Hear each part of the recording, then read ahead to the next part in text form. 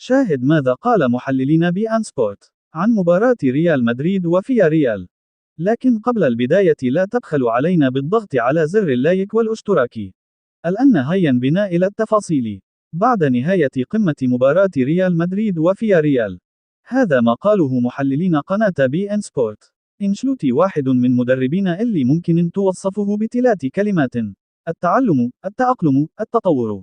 ليه اللي فاز بالبطولات الخمسة الكبرى، فاز بالبطولة في أسبانيا، وإنجلترا، إيطاليا، ألمانيا، فرنسا مع باريس سان جيرمان.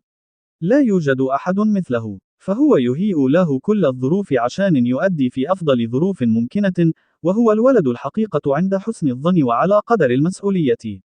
وتقريبا في كل مكان ذهب أنشيلوتي كان يجد إشادة من الجميع أنه رجل ناجح بمعانيه الكلمه.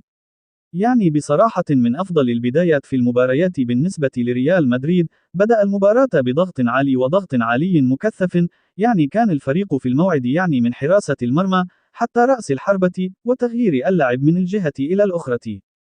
أجمل الأهداف والتمريرات كانت من غير حتى ما يشوف بعض وضع الكرة من الأقصى الطرف الأيمن إلى أقصى الطرف الأيسر. بداية الهدف هو اللي بدء اللعبة، شوف الرؤية وشوف دقة التمريرة وكيف تعامل معها.